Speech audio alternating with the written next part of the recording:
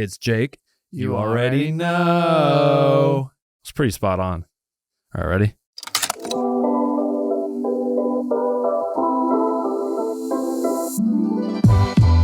All right, welcome back to another episode of Quick Takes. Today we have Landon Bytheway. What's up, guys?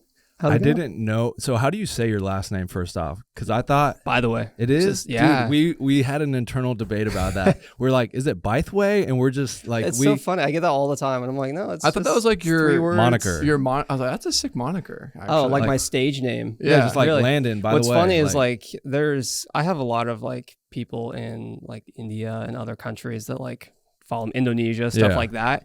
And randomly I'll see like a follower that's like their name and then BTW or by the way, because they think that's my stage name. Right. And so they're just doing that to kind of, I'm like, there's no way their last name's actually by the way. That's a very like Utah, United States name. So yeah, I thought that's what it was. And we had a whole discussion. That's why when I was like, yeah, send me your last name. And you're like, by the way, I was like, dude, is that really his last name? But yeah, I mean, I get on Instagram a lot, Jacko. People think I'm Jacko because most people don't spell their name with a K, Jacob. Mm-hmm. So I have people DM me all the time, yo, Jacko, huge fan or whatever. And it's just like, so, thanks. I mean, I get it and understand it. So yeah, you just don't correct them. You just go with it. Yeah, just go. But I guess for some of our audience who follows our pod and our journey, obviously I'd love to give, maybe you could kind of tee off your own little intro. I'd love to kind of give some context of who you are and what you do kind of on a daily basis. I think to kind of preface that a little bit, it's like I feel like we wanted to bring you on because we feel like you represent kind of like us in a way and what we do. You're a filmmaker, you're a content creator, but beyond that,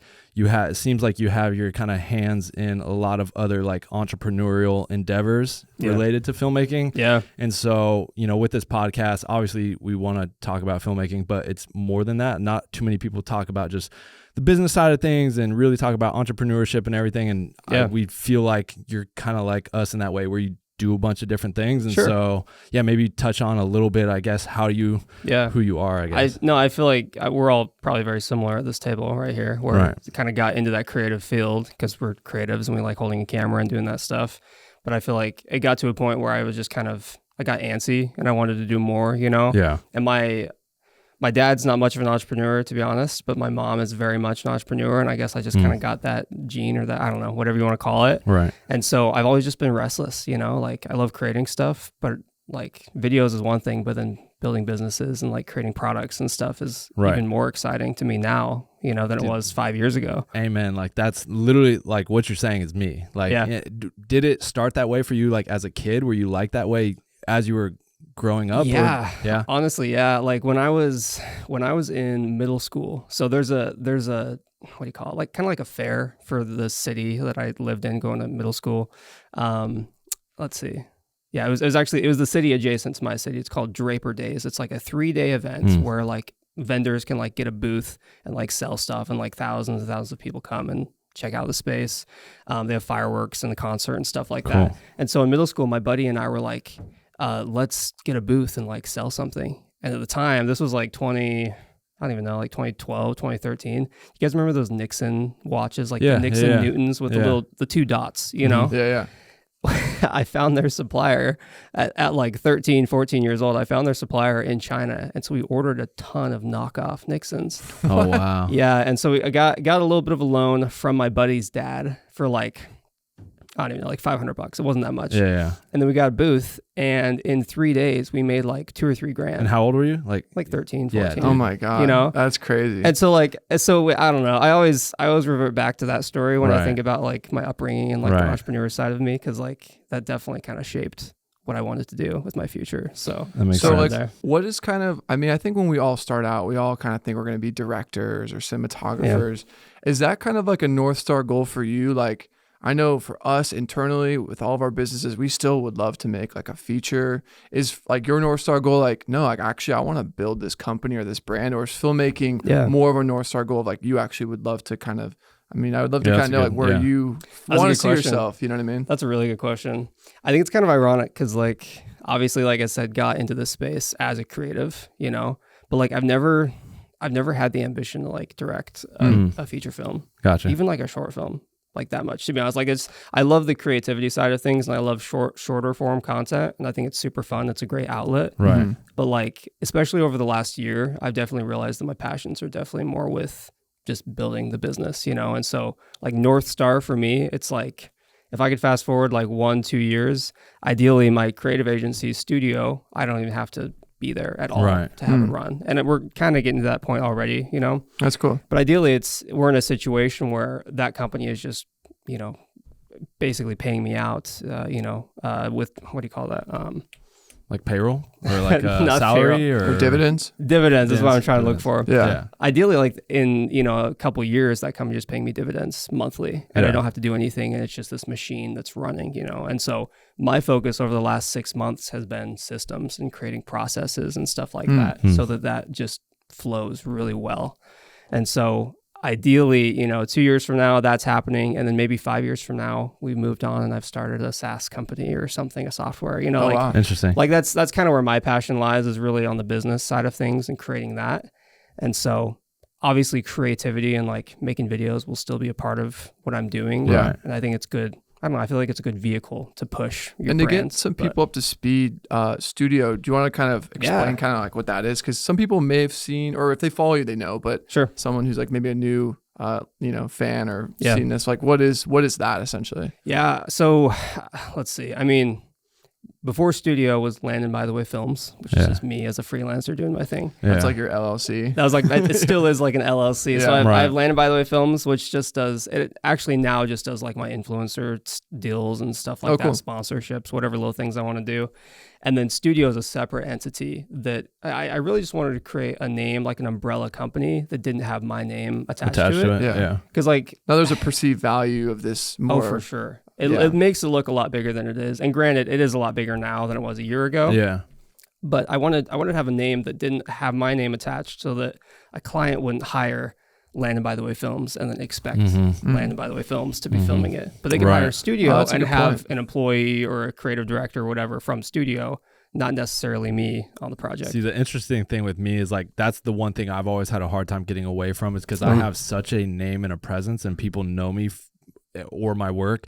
Yeah. And even though I have Buff Nerds Media or whatever, people know that's my like company and thing. And so like when people inquire, it's always like, I've never been able to really branch out and have like basically someone else direct a project when they come to me or my company, because they want me to do it. Yeah. And I personally also feel like they're coming to me for a reason, and it's because of the work I've done. And if I like take their money and give it to someone else and like, hey, yeah, they're under my company, but they're going to do it, then I feel bad. And so I've never wanted to scale it to a point to where I have like directors under me and they're taking on projects. One, that's just more for me to like manage and have to deal with. But like if I'm going to take on a project, I want to do it. And I don't want to feel like I'm taking someone's money and then like giving it to someone else and just collect. Like, I don't know. I've just always operated that way. Interesting. Yeah. And I've always had people come to me and want me to do it. Yeah. There was an instance where I tried to have a director under me take it on. They're like, no, we want Jake to do it. And it's just like, so it's like, I was like, you know what? I'm not going to like, step back. Yeah, I'm not going to try and force this thing and go this direction. And so yeah, that's always like a hard thing to do, is like build kind of a company name, a brand or whatever it is. And then, almost like step away and still have it function without you or your name independently. Yeah. Yeah. I mean, I feel like, first of all, that's kind of a good problem to have in a way, because it's like, well, like you've created a brand name for yourself that is desirable and people want to work with you specifically, which is good. I think what I decided pretty early on is that I didn't want to create like a lifestyle business. I didn't want me to have to physically be doing every single thing in that business. I wanted to create a machine that would just work for me, you know? Right. And so I tried to define that as quickly as I could. And granted, like the types of clients we work with are not like big artists or like, you know, these are like mid-sized companies that like, they just need good content. And they've seen your feed and they're like, I want that. Yeah. And it's like, and you can curate that without for you. Sure. Doing it 100%. Like I can direct that. I can kind of oversee all the content creation. Yeah. But it doesn't mean that like there's going to be a difference in quality if I'm holding the camera versus somebody else. You talk about this machine, you've said it a couple of times, like what in these processes and whatever, like what were some steps that you took like to get to that machine? Like what were some of the like the smaller things that you, all right, I want to get away from just me. I want to build this machine. Like what were some things that you did like for people that want to maybe try and North Star goal, do that, or maybe they're in the position of like, dude, that's what I need to do right now. Yeah. Like, no, I mean, it definitely comes down to relationships, you know, and connecting with people that will help you get there, finding people that are better or that are good at things that you may not be so good at. Right. Because like genuinely, I'm not very good at like data and numbers. Like I can't dive into a spreadsheet and like know what I'm looking at. And like, that doesn't get me excited by any means, you know, but for some people, right. Do you like spreadsheets? Pivot, when we have to meet with our CPA to go through all the Excel stuff, me and Jake are just on the Zoom, just being like, oh my God. Like, I mean, you want to live in your numbers, but it's just like, that couldn't be further than what I want to be looking at right now. Oh, yeah. I'd rather be in the trenches making more money versus like looking at the Excel sheet that shows how much I made. Well, and you're creative too, you know, like it's not the most visually pleasing thing to look at an Excel sheet. And so, you know, I've found really good people in the last year that have helped me do that. And so I've a really great, 100%, really great mentor who he's bought and sold like, I don't even know, 20 like bankrupt businesses. No way. Wow. Many of them are like Fortune 500 companies now. And like he's insanely talented at what he does. And the way he does that is through creating systems and processes that work really well for the company and really going to where the money is, you know? And so definitely had a lot of help from him, just advice as him being my mentor, you know, hit him up anytime. He's also on the board for a studio technically too, which is really nice. And then we have an employee that we just brought on a couple of months ago who is like, I don't even know. He's insane. Like he will find any integration for like anything, like any automation you can think of, he'll make it happen. And so we'll be in Notion, which is like our project manager. And I was going to ask you if you use that. I've heard a lot of creators love Notion, dude. Yeah, that's awesome. So he'll be in Notion and like he set up all these triggers between like my email and our like invoicing software and Notion and Slack and all this stuff. So like, and I have an office manager now. And so he's created a template for me. For example, there's a template in my email, landon@studio.com. So when I'm composing a message, I hit this template, I send it to my office manager, and it's a template that's like, hey, we just signed this client and we need a contract, we need an invoice, and we need like all these different things. Right. So I fill that out, I send it, and then it creates an automation that actually makes a bunch of folders in our Dropbox for that client. So there's like a pre-existing folder structure. No way. It creates that. It automatically generates an invoice. It generates like a Zapier. contract. Is it kind of like that? It's Zapier, but the platform specifically he uses is called make.com. And so it's like, it's the little thing. It's not little, but it's those types of automations that make things super efficient. You're going to love this one. So we work with an agency who runs all of our advertising for Tropicolor and Prism. Yeah. And they've recently kind of put us onto this where they were able to kind of have us fill out this like huge sort of, I wouldn't call it onboarding because we've been working with them for a couple of years, but like inputted a bunch of stuff, right? Where they basically can look at our brand from like a top down, from the colors we use in our posts, our website, all this stuff. And they basically have built a profile on us for ChatGPT. We can say we've literally trained the AI on our brands. So if we want to do a post about the spring sale we're doing or Black Friday, this new product, we don't have to like spend 30 minutes going back and forth. Oh, hey, how's this post sound? How's this? Even down to the emojis from the little film icon. It's like, it's nuts. So that we have basically ChatGPT write like posts and then we'll audit it and make it a little bit more personal, but down to your like automations, like it's kind of crazy the tools we have as creators that like make us way more efficient. You know what I mean? 100%. I'm going to pick your brain on that later. Yeah. That sounds nice. It's really cool. What are some of those like key team members for you that have like helped? Because like for us, like it was getting someone to run the Prism like warehouse and daily operations. Yeah. Because that ate up so much of our bandwidth. And once we got someone to do that, not only did that business grow, but it freed us up to do the other stuff we wanted to do. And so like that was like having someone directly like run the business operations of that and handle like customer service and like the daily, just we have a couple even employees building the Prisms too. Yeah. I mean, just like, so it's like that one person for us, her name's Anna, shout out Anna, has like tremendously helped us. So, and she kind of, is there like a certain position or person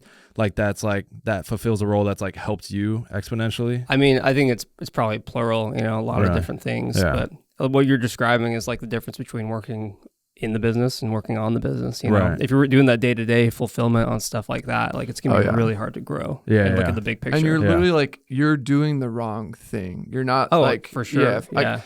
There is something really cool about being in startup mode. Like when we built our first warehouse or the industrial warehouse in Vernon or Los Angeles, for the first 2 weeks, we were grinding metal, putting up the sheet metal, but we're not there. We have not site repped in 2-3 years. Like we have a staff who runs the booking. So, and like for Prism, like we were prototyping and drilling and like, you know, there is something to getting your hands dirty. I'm sure you were you know, knocking down drywall at your studio, but I'm sure you're like kind of hands off or work from home and it's just a machine that's moving. So there is something, because if you were in there doing those day-to-day stuff, you're just, I mean, if anything, that's actually like probably hurting the company because there's so much more you could be doing. I mean, 100%. Like you don't see Tim Cook cleaning the bathrooms at that you know, like he has his own job. Like that's not, obviously that helps Apple in a way to have those cleaned or whatever, but you have employees specifically for that. Yeah. I think, I mean, I wouldn't do anything that I want my employees to do. You know, like everything that I'm doing in the company, I expect my employees to be able to fulfill as well. Hold on, I'm saying that totally wrong. I know what you're trying to say. We might basically need to cut this out. No. You're trying to basically say like there's nothing I wouldn't have my employees do that I wouldn't do. Exactly. Right? Yeah. Like so like for example, I even around here will like if I notice the bathroom's dirty, I'll clean it up. Even though that's like the responsibility of the site rep to after a shoot, but like I'll, you know, so I come down here and I'll clean up, straighten up, sweep and whatever. Like, sure, my time could be better spent doing something else, but it's like also as a business owner, there are certain things that you just have to do. Yeah. But I would never ask, like, I'm not going to ask you to clean the bathroom and I wouldn't do it myself. Or I'm not going to ask you to put gear away in a specific spot. I don't know. I think I get what you're trying to say. But no, for sure. It's like I very much like all the time, like I'll go in and if something needs to be shipped or if we need to go check on something down at the warehouse, go in and make sure that thing gets done. Like you can't, like I'm not the type of person, I think Tom could agree to, where it's just like, oh no, I'm too good for that. I can't do that. For sure. You know well, I mean? Especially like the size of companies that all three of us are running, it's like it's not that big relatively, you know? And so the moment you step away and you're not as involved as you should be, it kind of, in a way, it kind of lowers morale and it's like, it's less exciting for the people who are working on it. I would agree with that. You know, and so like if taking a second to sweep or clean the bathroom, like that's definitely great to do, you know? And, you know, I think that just shows your commitment as the owner and as the creator. The company Let me itself. ask you this, because I think there's a lot that we've shared in like the 20 or 30 episodes that we've done with this. Has there been any like major growing pains or like, wow, I wish I knew that, like hindsight 2020, like business mistakes that you made that maybe some people who are watching or listening who are about to embark on something that we've done, like building a company, a brand, a product, that you're like, dude, I wish I knew this because this would have saved me X amount of time or X amount of dollars, you know? Like, oh man. I mean, that's kind of hard to come up with on the spot, but I feel like I had something on my head. And I can't even remember now. Like you might have to come back to me on that one. No, for sure. Because I mean, there is. I mean, I guess here's a pivot. Like instead of a singular instance, is there anything that you've learned? Like, let me give you an example. One thing that we learned the hard way when we were running Prism, Tropic, and I'll say too, I don't know if like your businesses were at a point where they were like in full swing in like 2020, but 2020 was a unicorn year for entrepreneurs and e-com. Oh, for sure, dude. Like I was going into like March, COVID, like, dude, what's going to go on? Like the world, you know, literally our calendar year to date, our best years. I don't know if it was because people were just getting stimulus checks and like buying our filters and stuff. Well, but I mean, we call like the great reset, you know, or the great resignation, because like all these people suddenly like, you know, you're at home, COVID, middle of COVID. It's like, well, let me rethink what I'm doing with my life. 100%. You know? And so a lot of people turn to education. Yeah. And I was a full-time filmmaker at the time, actually, in 2020. And that was by far our best year. Like we did like 5 million in revenue just on the one course. Oh my God. In 2020. And so like a lot of people were just kind of rethinking what they wanted to do. For sure. Investing in products or like cameras or, you know, different accessories, education. And so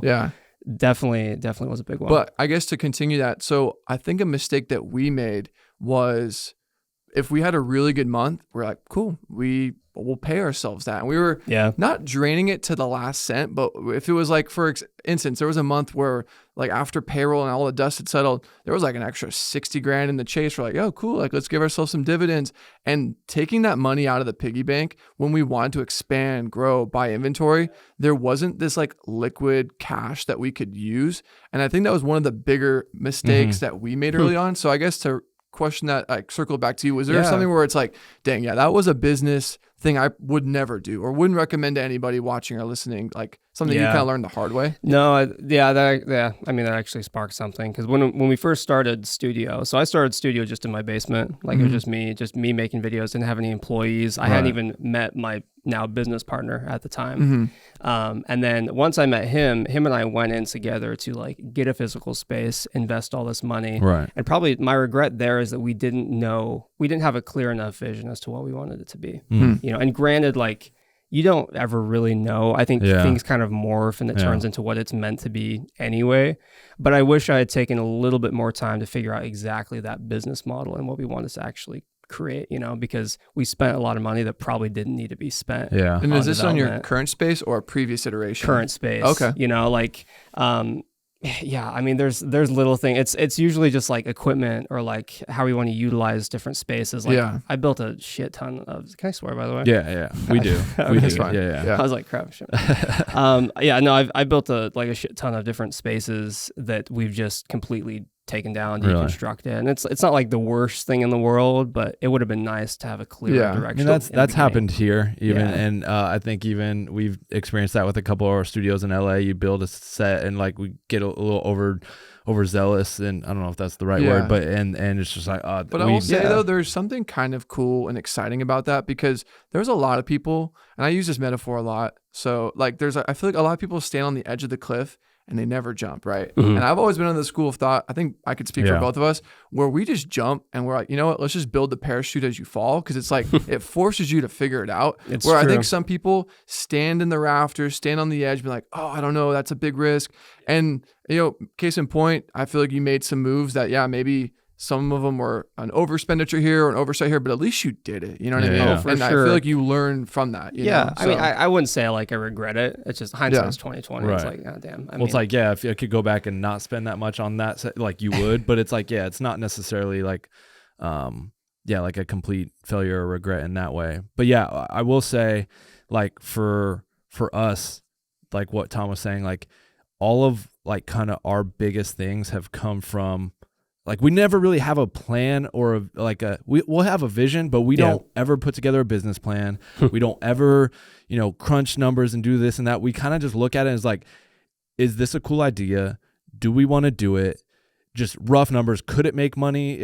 Like it could. And then we just like, is this something we want to do? And then if it makes sense, we do it. But we've never put together, I don't know if you put together business plans ever, if you get that analytical, but we literally have never done that. We just like, we want to do this, we jump, we do it. If we fail, we fail. And if we win, we win. Like, so maybe speak to that. Like, I don't know if you do anything. I mean, I've heard that you guys kind of go off of like those handshake agreements, I think it's funny. It's boned us once or twice, but I was gonna say, I'm like, there's obviously going to be an occasion where that might backfire, but like, I don't know. I don't think there's a right or wrong way to do it.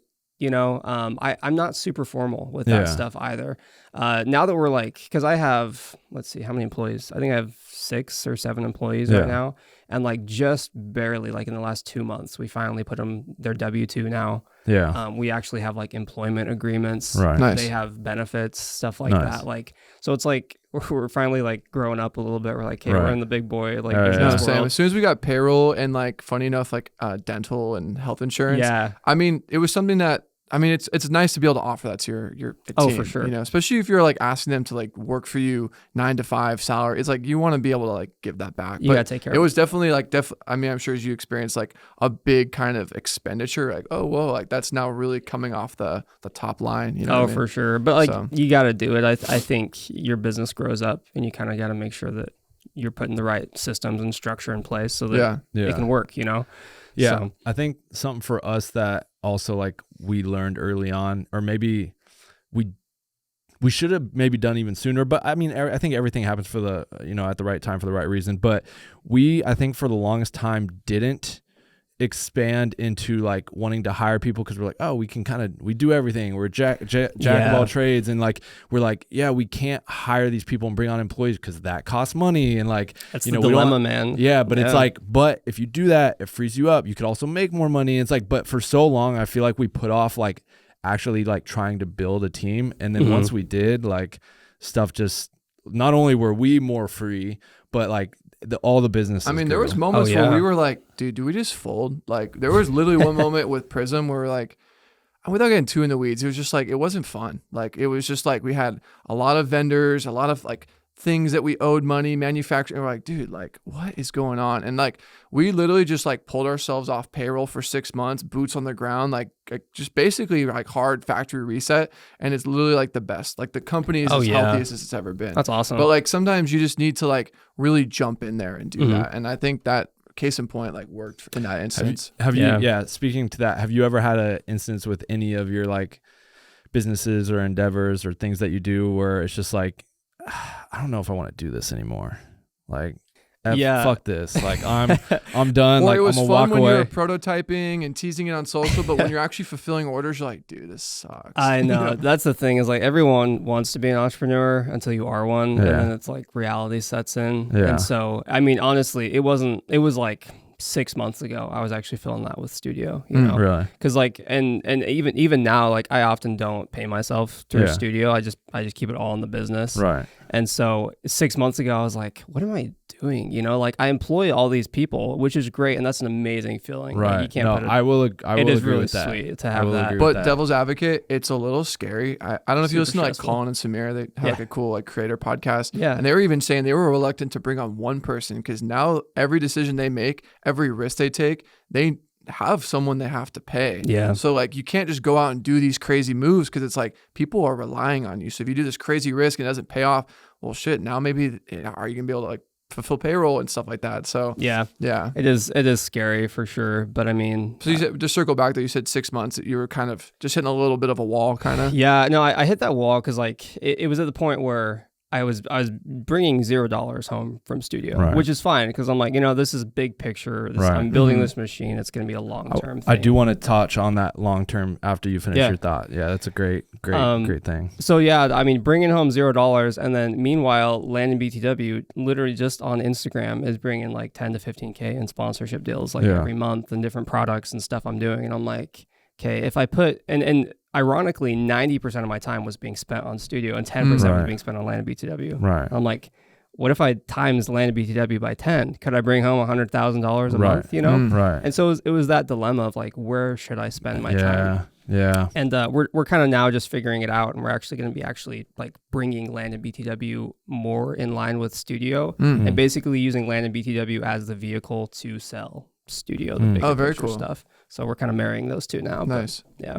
I mean, we find that with a lot of our brands, like it's kind of cool that you have the same thing that we can lean on is you almost have these like jumper cables, right? You have this thing, we're calling it a machine, this brand that maybe has a following, and in your instance, it's your Instagram account, your YouTube. But like anytime we like launch a new company or a new product, we almost have our own street team internally with all of our different brands and stuff. Like we're in the middle of like launching a new solid state drive, and like we've been like using all of our various brands to like post and share, and it's like literally just like hitting critical mass because like all these brands are like our internal brands are posting about it. So it's cool that you can even do that with your personal brand and kind of infuse that. And I feel like a lot of your stuff has a very similar look. I follow studio, I follow you, and like it all kind of has, I mean, I guess not to get too off the rails, but you made like your own like presets. So I feel like it all naturally kind of by design it's looks cohesive. the same. Yeah. You create a brand, and ideally all the other brands that you're a part of kind of embody that too. Yeah. You know, and it makes sense. They work together. Yeah. So going back to that, like talking about like the long-term like goal and play, you know, and maybe not taking as much, you know, money home or if anything at all. I mean, that's something we've never even really talked about. Like even with Prism, as well as we do, like we don't pay ourselves that much. A lot of it just always goes back into the business and growing the business, because long-term goal with that would be ideally to sell it. You know what I mean? It's like, you know, through an acquisition. So it's less about like, oh, let's take home as much money as we can. And like, cool, let's just keep money flowing through the business, build new prototypes, have that, and like grow it to a point to where it's like, maybe in 5 years, it's just like, boom, sell it off, acquisition. And that's the long-term play rather than like, we need to take home as much as we can. Paying ourselves an extra $2,000 a month, like that's all good and great, but like if you can grow an asset to like in 5 to 10 years is worth $10 million, like that's way better. Well, it's all about mindset. You know, I have that conversation with my wife all the time. She's like, why don't you have a salary at studio? And I'm like, because like What's funny is people who aren't in like the entrepreneur world or kind of know anything in that, like you just know that you go and you get a good job and you have a salary or an hourly wage, you know? And so in her mind, the fact that I don't like have a salary at studio is like this bad thing. And right. Like, no, I'm like, I literally own 75% of studio. Yeah. That could be, it's already worth, we did a valuation. It was like 1.5 million a few months ago. Nice. Which is not crazy, but it's like a good place to be. Right. And I'm like, well, I mean, like I own the majority of it. And like, if we ever do decide to go for acquisition at some point, we have that. You know, if we ever do owners draws here in the very near future, once we feel like we can comfortably do that, then we're in an even better position than a salary too. Right. You know, and it's all about mindset and how you view the business you're creating. Yeah, like I said, I think that goes back to one of our like mistakes or growing pains early on is like, I don't think we had that mindset initially, and we were pulling too much and just like, oh, well, we're doing all this work, so we need to, and that put us in a precarious situation. And so now it's like we're on payroll, it's very minimal, and it's like most of it goes to paying the employees and going back in the business and getting more inventory and just trying to grow, you know what I mean? And we have, you know, paying for our agency and our email team and all that stuff. So it's like, without those pieces, it can't really grow. And it's like, sure, we could, I mean, Tom could do email campaigns. I could do, like, we could do the stuff they're doing and like give that money to ourselves, but we're not, I guess, experts in that stuff, and we pay people who are, and it's like, that'll help. So it's like, I think a lot of people just need to, you know, if you're starting a business, especially early on, like understand if you're an owner, that's, if you want to grow, that's kind of what you got to look at and do. I mean, you got to get out of your own way, you know? Yeah, it's cool to hear you say that, because I think that's going to be a mistake that too many people, you know, try and do. They think they're doing all this work and they have to, you know, but if you're starting and owning a business, you that's something you have to do. You can't just take all the money from the business. 100%. I mean, like start a business, anticipate probably not getting paid. Yeah. They say about like 2 to 3 years, the business should probably you should not be making any profit off it. Not that you should be making losses, but you should yourself not be. I mean, that's like kind of like a good rule of thumb. Like that you know what I mean? So I mean, don't expect to take home much, if at all. But like at the end of the day, like you're starting a business to create more freedom for you. It's this financial vehicle, and so the business needs to make money for you at some point. But definitely anticipate it not doing that for a bit. Do you then, because I don't know how many different kind of entities you have. Like we have a wide variety from, you know, the studios and Tropic and Prism and our personal and the production company and whatnot. But like, I know even like, for example, if there's something we want, like a piece of equipment or gear, and it's like, rather than like, us buying it ourselves, we may use Tropic Color to buy it, or next month Prism buys it. So it's like, we're still able to get and fund the things we want without having to personally come out of our bank accounts. It comes out of the business, and that's how you can utilize things. I do that all the time. Yeah. Like all my cameras are bought through studio. Right. Now, so it's like, you're not taking a payroll, or maybe you're not making all that much, but you're not personally buying the item with your money. You use the business to buy it, so you can 100%. Still get the things you need and want, and to grow and expand as well without having to like dig into your own pockets. Yeah, no, I mean, business expense, you know, like that's how you do it. That's how you keep those numbers down at the end of the year, and you're paying minimal taxes. Sure. So I feel like there's like a kind of natural progression of people who are in the creator space, filmmaker space. I mean, heck, we even kind of started out making our own Lightroom presets and LUTs, and you kind of graduate, you start making a course. Yeah. And I feel like we're kind of at a point where we've done those and we've built these assets or companies or brands or a product. And what would like some advice you'd maybe give for people who are maybe right about to, maybe they've made a course that's on Skillshare, they have like, they want to jump to that next thing, but maybe don't have this capital, or, you know, some things that are usually required to leap to that next point. Like, is there anything you've learned, even just in the smaller, more internal stuff you've built, either with your personal brand? I know you made like a sticker company. Like, that doesn't have to be just your studio. Like, I sometimes forget about that one, actually. Yeah. Is that one still going? No, I shut that down. That was not a cash flow positive company. Gotcha. No, I mean, to answer your question though, I think like if you're a creator, like you probably have like your own thing and you don't even know it, like your own thing that's unique to you. And so, for me, like my color grading was kind of unique, and like I feel like I could leverage that in a product potentially. Different like light leaks and some sound effects and stuff I do. Like there's just things that were kind of they're not totally unique to me, but like things that I feel like I could put and package and sell that as a product and do pretty well, you know. And so I leverage that, but like yeah, dude, like digital products are probably the easiest thing to get going. They're pretty sweet as a creator, and like no overhead. You just launch them once. I mean, other than our server costs, and obviously we have like Shopify and other things, but it's so cool to like literally go to bed and wake up and you check your Shopify dashboard. Like, dude, I made like $2,000 last night. Like, to make that as a freelancer, like a lot of people understand, like you'd have to go work a 12-hour day, probably get a kit rental, camera rental. Like that's a lot. And then you're just away from your family or from, so it's like, digital products, when you can like really turn the knob up on those and you've like kind of found a corner of the market, like they're pretty sweet. And courses I think fall in that digital product space. Totally 100%. Agree. So yeah. I want to go back to the like the company you talked about that you like let go, because like I feel like if you're an entrepreneur in any way, you're going to have moments where you try and start something and it doesn't work out, or fail, or you try it for a little bit and it's just maybe it's you don't like it, it's not cash flow positive, it's just whatever, and you stop it or you just kind of kill it. We've had a couple like that, and I think it goes without saying, like you're going to fail along the way, and there's going to be probably things that you try and start that don't do well. We've had it with one of a studio, like we were on a high of all these studios, just, from Honeymoon to Eclectic to Barracks. It's like, let's do another, jumped into one. It was like, it wasn't it. We had to let it go. And we've even done that with, we tried to start years ago, like an aerial stock footage company, and it's like, had to kill that. And so we've had things where it's like, we had to kill it. So maybe like talk about that a little bit as to like why. You don't have to, you can leave out whatever you want to leave out, but I think so. The company was Wrapped. It was called Wrapped. Originally it was actually called Cam Wrap, for like literally skins specifically for camera bodies, and there's already a company, I can't remember, I think it's Lifeguard or something like that, or I can't remember what it's called, but they already make camera skins. I started that company while I was at Full-Time Filmmaker. So ironically, I'm working internally at Full-Time Filmmaker, making, $500,000 almost a year, very comfortable, but I was still restless and wanted to create something, So I started Cam Wrap and was just developing these camera skins. And it was the most tedious process, because you take a camera, and I started with like the EOS R and like the A7 III.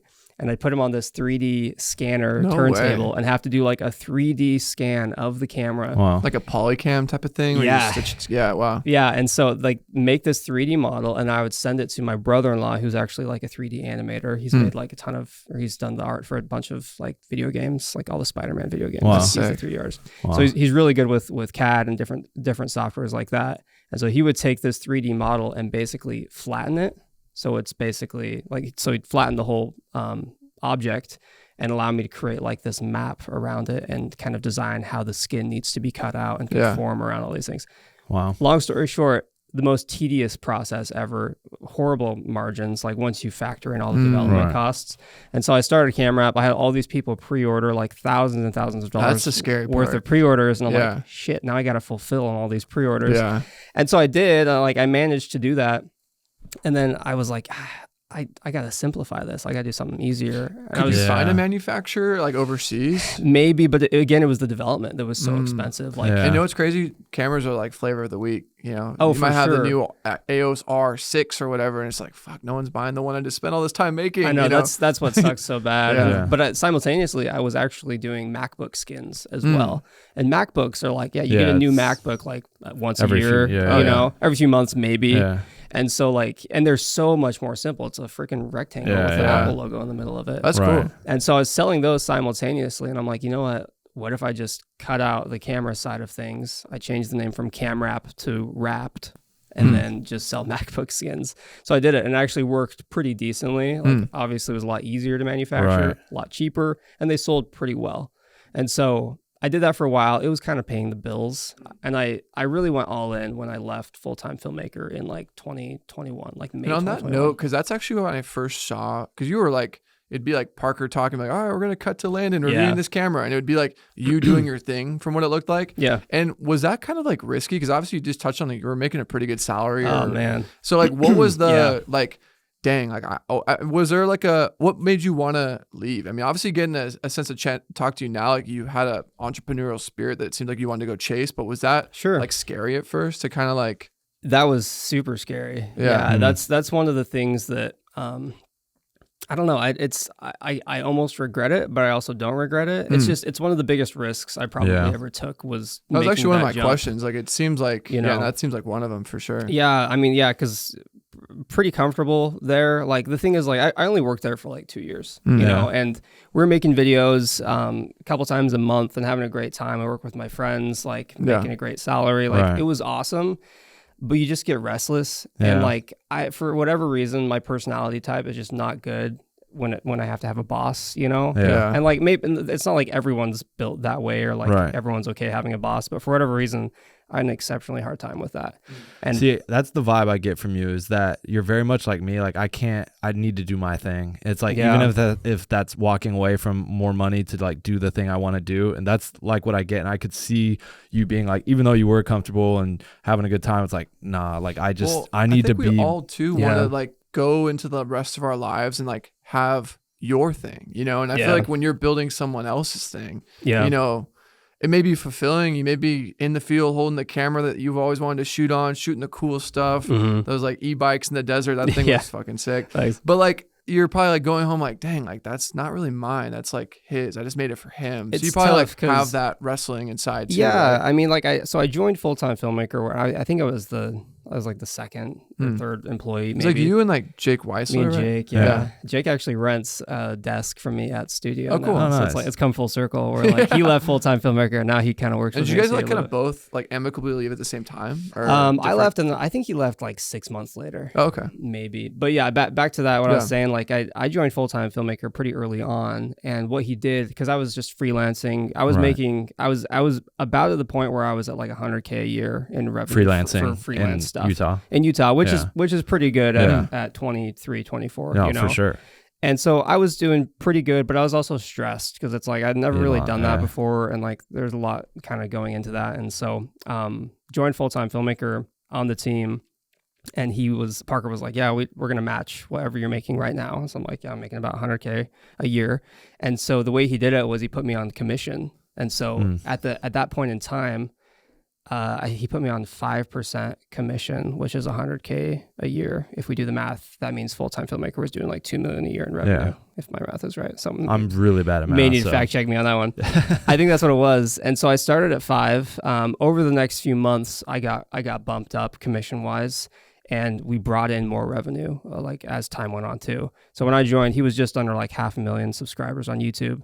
And when I left, he was at like 1.5 million. Oh, wow. You know, so we grew him to about 1 million more in that, you know, year and a half, 2 year time period, and simultaneously grew revenue by about 2 times, 3 times the amount. Yeah. And so, you know, I started off at that amount, and then I just started making more and more and more. So in a way, I did feel like I was a part of the company because I was on that commission, and like that's probably the best situation he could have put me in, you know. Because your performance is just like grunt work, like you know. And so in a way I felt like an owner, but I wasn't. I was just like almost a salesperson, commission, that kind of a structure, you know. Right.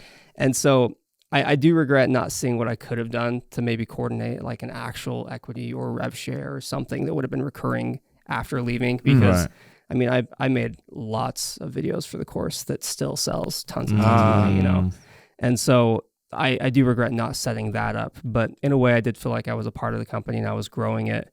And you probably got to build your personal brand and kind of for sure establish like a tone of what you wanted Landon Bytheway to be. Absolutely. Kind of like not for free, but like you got to experiment and like be in front of the camera and develop you. I went from when I first joined, I had like 3,000 followers on Instagram. Yeah. And then within like a month, I was at like 20K and then like 30K, 40, you know, like, and so no doubt 100% I was on a much bigger platform, being exposed to a much bigger audience. And now that's what people know me for, is more on the educational side of things. And that's why I still lean to is teaching people how to do stuff. That's cool. That's why I still host workshops and I'm working on courses and stuff like that. Let me ask you this, because I feel like obviously, so you have a YouTube channel, so you have an Instagram. Like, where are you putting most of your, when you're not doing your companies and like the left brain, right brain, so you have the business side, when you're doing like the filmmaking, creating side for your own personal brand, do you find that you're putting more energy and focus in YouTube or in like your Instagram? And like, I don't know if you do TikTok, but like, I feel like, I mean, I don't know you seem like more the short form content, quick hit kind of guy. I was just gonna say that's just how I am too. Like, yeah, I have a easy. YouTube channel, but it's like it's to sit and plan and map out a whole YouTube video. Like, and it just gets like a 10 out of 10 on YouTube and no one watches it or something. You know what I mean? Exactly. I mean, like, and I did that for 2 years at Full Time Filmmaker. It was long form content. That's mainly what I did. So I did 1 or 2 YouTube videos every month. Like, my first YouTube video at Full Time Filmmaker was me teaching, I think, 8 seamless transitions. Right. Oh, wow. And it got like 1 million views in a month. And that was my first ever like long form video that I ever made. That's crazy. And so like started off there and then literally just replicated that. Did a bunch of like DJI launches, stuff like that. Long form, really like intricate videos. And I think the reason I don't do that very much now is because I just got so burnt out from doing it all the time. Yeah. And with short form content, I think what's interesting is like, in a way, I'm kind of a perfectionist with content, but I also am very impatient. Yeah. And so I don't love making long form stuff because I feel like it takes too long to do that. Yeah. But with Instagram, like, I post not super frequently because every video I put out on Instagram, I want to be like something I'm really proud of. Yeah, that's what I've noticed. Like, you know, like I'm much more like, I'll post a single phone clip that's 10 seconds long of me on set and that's it. Or I'll do like, I just post anything and works, whatever, you know, and it works for me. But like, I've noticed that about your stuff. It's like each post that you do have feels like you took a lot of time and effort to make sure. They feel like a trailer to a long form video, which is sick. Like, I mean, dude, I saw one on your feed where it's like match cutting you walking through your space. And I'm like, I don't know if I have the patience to create that, but like, and are you just doing like one of these cameras like vertical or is this just all phone?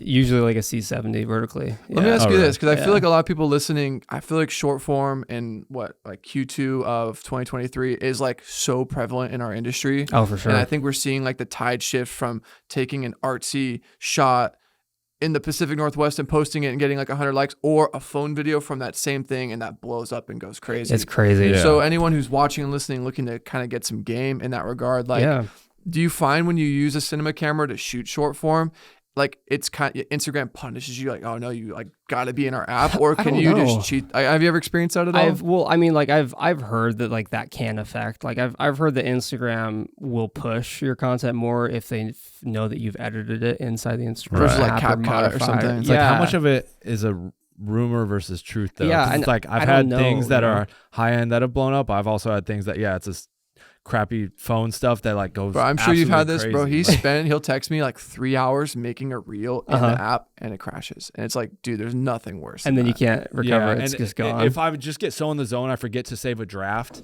And like, then like, I'll just like be going and like, I'll literally text Tom and be like, yo, FML, bro. Like, I just do CapCut because it's like, I can't, that would just kill me if that died. Yeah, no, for sure. I was looking back through some of my reels.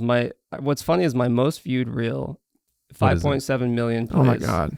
But it was shot on my iPhone. Yeah. And it was one? with do you know where it's at? Yeah, here I can send you guys a link if you want to play it later, but it's this one.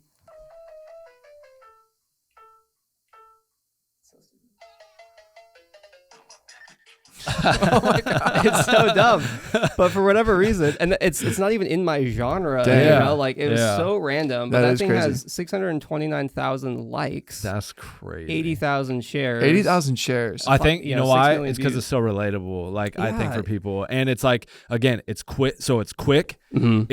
It's digestible because it doesn't look like some cinematic masterpiece. It's like, oh, this is someone driving and just filming it. And then it's like funny and related. You hit all of the notes of what makes a good video just that quick, you know? And so, it works. Just blew up. But I also think when you like snap out of the mold that everyone knows you as, it kind of like shocks the system. I feel like, I mean, I'm no social analyst expert, but like normally most people would tell you to not post at like 9 or 10 p.m. And we were on set last week and it was just this crazy performance take. Jake was operating.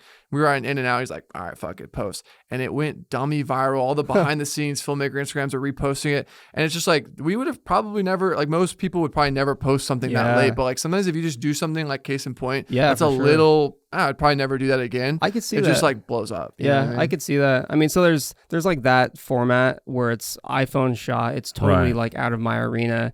And for whatever reason, like that kind of took off. And then you could take something like this, that's which like is way more elevated and like this one right here. It's not nearly as big, but like there's a couple examples. This one's like 1.4 million views, and it was actually a sponsorship with Monogram. You know, like that peripheral, like you'll see it in the video. Okay. I think I sent you this, bro. This one's so good. Oh yeah. I've seen this. Dude, if I was that brand and you delivered this, I'd be like, oh my God. Guess how much they paid me for this video, dude? $2K? $500. $500. Ah, You're nailed joking. it. $500, and that video has 1.4 million. Well, they didn't know he plays. was about to come with No, that. I know. Right? We brought on a guy to make like reels for Prism, so like we mail him filters every month, and he just makes content. And like, I mean, he's good, but like this is unreal. Like if he delivered that, I'd be like, oh my God. I mean, like it was good because like it gave me a ton of exposure. Like Yeah. here are the stats on that one: 1.5 million plays, 130,000 likes, 18,000 shares, 35,000 bookmarks. Wow. On that video. I'm like, I think you I would have DM'd spent that so too. much. Yeah. You'd spend so much money on ads to get those types Yeah. of Mhm. analytics. Yeah. You know, I mean, or you that type can't. of data. It's hard to even get that running ads. Like for because sure. most ads come across as addy, and that comes across. Although it's very high level, it does come across of like you just trying to show off a cool piece of gear and not sell someone that piece of gear. Sure. Does that make sense? Yeah, 100%. So like what we've found for us that works for our businesses is it's so weird. We're in such an interesting time because previously we would like set up these, we call them content days, and we'd cameras, anamorphic lenses, have a whole steady cam, do this whole Probably shoot. drop like $5K on that day. Easy. Yeah. And like do this whole promo video, run an ad, and it's like kind of crickets. And then like from that same shoot, like A post phone a couple video showing the Steadicam fly It's in. so frustrating. and then crazy. show the crazy. like a quick result of the and it's just like does crazy numbers. And then we've kind of come to the realization that like at least for us, like we're not even going to spend money anymore in terms of like making content, like shooting it on a high level. It's all going to be like phone stuff, like because that's what's relatable. And now there's two sides, because you can still do a piece of content like that that like will resonate with people and they'll buy. But then, I kind of take the approach of more doing the lo-fi, like straight phone stuff, VO, titles on the screen, where it's like someone scrolling is just going to watch it, even if it's like they're going to watch it because it feels like they're not watching like an ad. So much of marketing now They're not is being targeted. disguising your ad as being like you're bearing it in a story, or bearing like the placements of it are like TikTok. Like, I think TikTok really changed our mindset of being a creator, because I think a lot of our insight comes because we have two brands that we spend a lot in marketing. I mean, I think last year we probably spent like $300K just in Meta, Google, like Facebook ads, right? So like we're very aware of like what's converting, like, ROAS, and like what's not. And it was like this huge shift where the stuff that's filmmakers, which it's tricky, right? You build these brands as filmmakers and you want to imbue your filmmaking in the way you're photographing and shooting the product. But what would normally be like a slick Steadicam shot of the Dream Effects filter glistening is us just going like this. And Here's it's like, it's kind of like defeating. You're like, okay, I mean, let's give the people what they want. Dude, it's so tough because I mean, I'd have clients just on like the studio side of things. Like we'd be making beautiful pieces of content for them to like establish their brand identity. They might be running them as ads, organic, whatever. And then they're like, can you guys do some like UGC stuff for us? And it's like, okay, like I guess it's like, but you're asking filmmakers to like literally just hold an iPhone. Like it's not, we're not being utilized properly, But that's where we're at. And like, that's the stuff that performs for us is anything phone generated that feels like someone's watching a story or like just trying to like kick game, like absolutely performs the best for us as an ad. Anything that like is like a saucy promo video like that, like, and we try and run it as an ad, like it just tanks. Like, and so it's hard because like Tom said, as filmmakers, are you looking for? I was trying to find. He was talking about UGC, and I literally just did a UGC. Hey, it's the last chance to take advantage of our spring sale, and I just like feel like such a loser doing it. But like our agency's like, dude, we need that. That's gonna crush. Like we have a funnel that we're gonna send this to. I'm like, all right, So and it's like rather than like what normally in the past we'd like maybe set up an epic desk setup, do some pushing, someone editing, and there's titles across the screen, last chance. 30 whatever. Like now it's just like a phone video, like, hey, if you're looking to pick up this or that, or like check out all these cool and it's like that's like what we've come to. But I feel like you're in a unique way because you can have success on social or short form content, but you're doing like your thing. And I think all of us watch those being like, dude, I wish I could make that, So you've definitely won in that regard. You know what I mean? There's an audience for everything. There's people that would rather watch a cinematic video over a UGC video, but there's also a huge amount of people would rather watch a UGC style video. Like there's an audience for literally any niche you can think of. It's just, for me, it's like, I agree with you 100%, but like all I can think about now is like, how would I, like, I want to shoot this with my phone. Cause like, even like with my Eclectic West, I mean, you were there with me the day I made that reel. If I were to go with, you know, my Komodo, or we get a Red, push on Steadicam and make just these beautiful floating shots of all the sets and like put, you know, titles, or even if it's a VO or whatever, and run that as an ad, it would not, I can pretty much guarantee that it would not do the numbers that literally what I did with my phone is I showed myself like hanging a sign. I'm like phone videos quick on like showing all the different sets. And there's like this, like, it wasn't a robot voice. I did my actual VO, and I'm just like, I spent the last 2 years of my life building this film ranch for filmmakers and photographers like you. Like, I hope you'll come and like, it went crazy. And it's like that as an ad or as a piece of content is going to go way further drawing people than me just doing this slick promo video for my ranch. So I think there's a time and place, you know. It's really all based on the platform they're going to post it on. Like, I think what we do is we shoot the stuff that we want for the landing page of the, you know. That's what I was just going to say. It's like there's still a place for that where you can stuff. I mean, otherwise I never wanted to get them to that. Because that's the thing, like, you know, we don't want to ever be perceived as like some suits who are so out of touch with filmmaking. And some of the companies that were like making filters adjacent to, their ads and their landing pages look so corporate and so filter on a white background. I'm like, dude, you don't get a sense of like what the filter, you know. So we always try to, when we can, I think that's been a recipe for some of our success, is like injecting our sensibilities as cinematographers in the way we shoot the stuff. You have to humanize what you've created, you know, like you've created a product that is focused around filmmakers. You are filmmakers, so show it that way. It would make no sense to shoot it on a little white background. We actually bought one of those little like Amazon $80 like thing, and we're like, dude, why'd we buy this? Did you just throw it away? I was gonna say, I was like, I don't know where it just sits on a shelf. I mean, it's great for like if you like want to get a really clear view of the product. You know? But that's very specific to like a product. Actually, you know what? I think we bought it because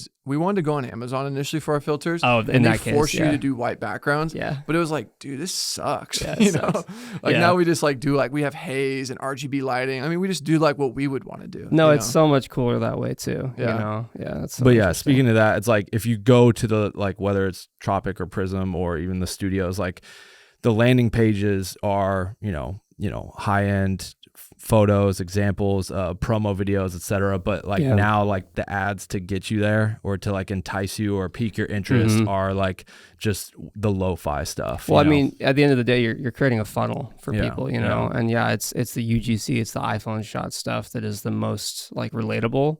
And then you can draw them into the nice stuff. Do you have anything within your businesses or products where you like need ads, or are you more so content creation for other people that need no promotional stuff? We don't run ads. We're not like we have systems in place to like generate leads and stuff like that, but it's like we're not putting ad dollars into that type of stuff.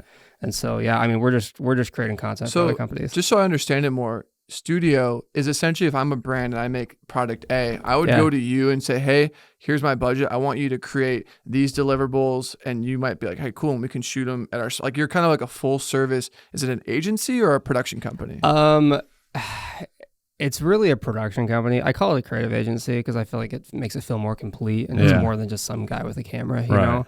What we push more than anything is we have very specific packages that we sell. And that's cool. Like, every time we have a contact with a potential client, we always push a retainer on them. Like we always start with a 3-month minimum retainer. And on average, that gives you some runway to experiment. Oh, for sure. It's mutually beneficial because it gives us a chance to prove ourselves and have our content build on top of itself and kind of create this, you know, image that we're illustrating to the potential client. And obviously it gives us some more consistent revenue. We kind of predict what we're going to be making the upcoming month. And so we always push retainers first, but it's on average, it's about $5,000 a month. You know, it's really easy to sell that because it's like, well, for the price of like one employee internally making videos, you get an entire team. You get enough content to last you. That's a great way to. Do you say that or like? If I feel like I need to, it's like in a sales call or a discovery call, I might throw that in there if they're a little weary. You know, Ideally, they're not weary. Ideally, we're only working with clients that are like, this is a no-brainer. You know? But no, we throw them on that retainer, and then we have a very specific set of deliverables that we typically do. That's cool. Nice. And so like you can go on studio.com and check it out, but like our base package is $5,000 a month, and it's a half day of shooting. It's like 2 short form videos, 50 photos, and then you get all the colored clips and the raw photos. So That's if cool. you'd like to repurpose anything, You can. That's cool for clients. So you've put together these packages, because I think that's like probably very helpful for a client to like, have a menu of stuff they can look at versus this arbitrary, like, we're 15 for the day. It's like, well, what am I like getting? You know what I mean? It's huge. It's like, I just taught a workshop 2 weeks ago, and that was like the one thing I drilled into everyone. I'm like, figure out exactly what your packages are. Because if a client is coming to you with money, it means they don't want to spend energy or time trying to figure out and like what you're going to do. Think about it. If I was to, I'm company A and I'm going to do a day, a DP's 1,000, a director's 1,000, the edit, it's like to be able, I mean, it's kind of actually, that's a pretty sweet deal. And your studio, it's like, not bad. Yeah, that's pretty. And then all the lighting rental, like, I mean, shoot, I'm even thinking of like brands we've shot for where like that Converse job must have been like $100,000 for one day. Oh, for sure. You know what I mean? Yeah. I know that's maybe on the bigger scale, but that's cool. I mean, granted, like these aren't huge productions. Like what we've kind of figured out is we sit in that mid-tier range as far as productions go. You know, like we're not doing like big Converse ads. We're not, I don't know if you guys know Harmon Brothers in Utah. They do all the funny, like the Squatty Potty and all that stuff. Oh, really? Those are do like the Dr. Squatch stuff too, I think so. Really? Those are literally like $500,000 ads, like and more sometimes. Very expensive productions, mainly just with all the pre-production and the Is that kind of like where you're working towards? Like you want to be servicing those clients? No. Like I have no aspirations there.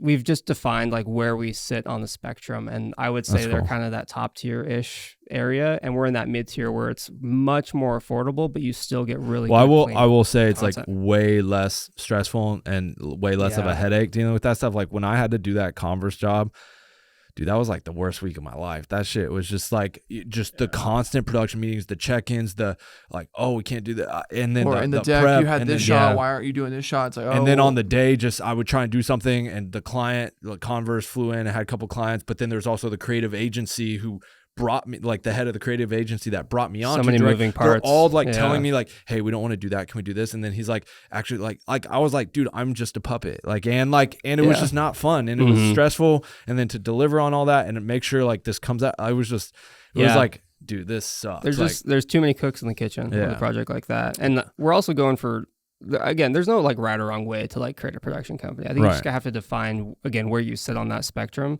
but we're going for scalability, and so that's why it's specified in that 5K package. It's like, this is a half day of production. That's cool. And in theory, with our existing team, we could do 2 of those in a day if we wanted to. Do they usually show up to set or do any of that? The client? Yeah. It just depends. Yeah. It depends on the client. Some clients you don't want on set. Yeah. And some clients are actually really helpful on set because they know the product really well and they can kind of convey the vision. Might save you some rounds in the edit of like, for sure, because you shot it wrong or something. Yeah. And so like going for scalability, like we want to make sure that we're creating projects that we can kind of replicate and do, like we could do 5 of those in a week and not feel burnt out, That's cool. Yeah. And so we predefine exactly what those deliverables are, kind of what that expectation is. That way we're not in over our head. That way we're not putting in extra time for extra shoot days on a 5K. Because like the worst feeling is to like send out a bid for a project. It's 10K, 20K, whatever, and it's only supposed to take a day, and then it takes an extra 2 or 3 days. Yeah. Like you're losing money at that point. Yeah. So we just set that expectation early on.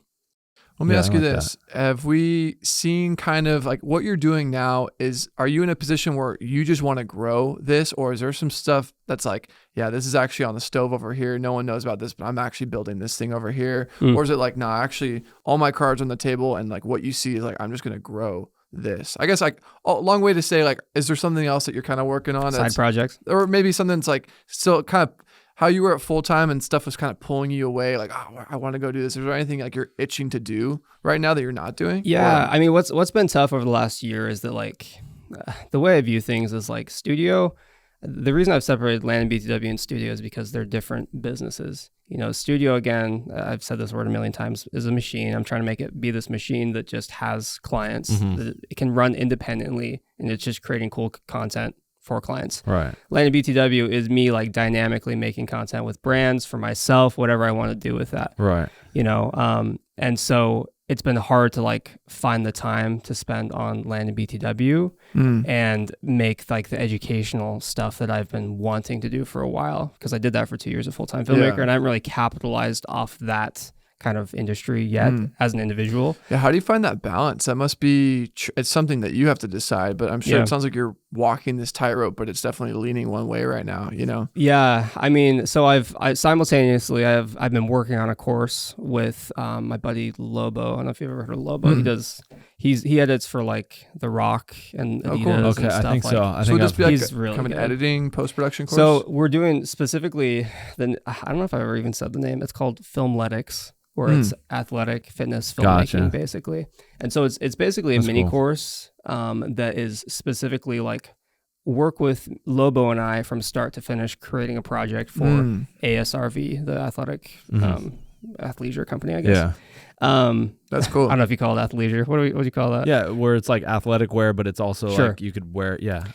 And so we just cool. we found this niche, and we did our research, and like there are thousands of people that will pay to buy this course. You're almost and learn kind of from tapping us. it. I didn't even really think about it until you just said it. But you know, there's that same audience of people who want to buy that wedding course because they're wedding videographers. Yeah. I actually know a lot of, Jamal actually, he shoots for these personal trainers who want content. Like there is, it's funny that you mentioned it, like a whole niche of videographers that want to shoot that high pay as they're doing like what is that rope exercise? I've seen like the whip pans and all the high stylized stuff. So. Yeah. No, I mean, there's an audience for anything. I feel like you've done some of that stuff too, though, right? For probably some local brands, like some fitness. Oh yeah, I do a good amount of fitness stuff. Some of that. I love fitness stuff, and that's why it was like easy to say yes and be like, yeah, let's do this. Why not? That's cool. And so working on that side project, him and I have been collaborating back and forth. We already shot everything. Oh, cool. For the spec ad that we're creating for ASRV. So we have like the bulk of the content. Now we just need to like script and sit down in front of the camera and like. That was literally the hardest part. Like filming the content was actually a ton of fun. Yeah. You just get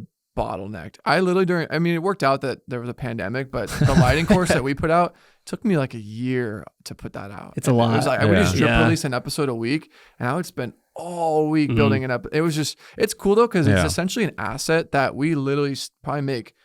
Yeah, good. I mean, just still in residual sales. I will say it's probably had its moment. But there is something kind of exciting. I mean, I'm sure you guys even had it with full time, even crazier. Because I will say the lighting course that we made is definitely geared towards like people who are cinematographers and have cinema cameras. And I feel like your marketing was great because it really went to like the people who are starting out with like the beginners. glide cams. And it's an investment. It's like you buy your camera and you buy a full-time filmmaker with it. Yeah. That's what you need to get started. No, for sure. No, you guys nailed that. But no, I guess all to say the bottleneck for us was always the editing, especially if you want to look good. I mean, a lot of people could just do a talking head and B-roll, but especially when you want to do all the graphics and all that stuff. Maybe I bit off more than I could chew with all that, but it got too big. I think, I think that's one thing I learned from Parker is like, keep it simple. Keep it simple, but I mean, he calls it the 80-20 rule, like you get like 80% there and you're happy with it. You don't have to be an absolute perfectionist about it, but like obviously make sure it's elevated and it's better than most other courses. I think the thing you also have to constantly remember, especially we felt this with Onset Pass, because when you're asking someone to pay for content that they could probably find on YouTube,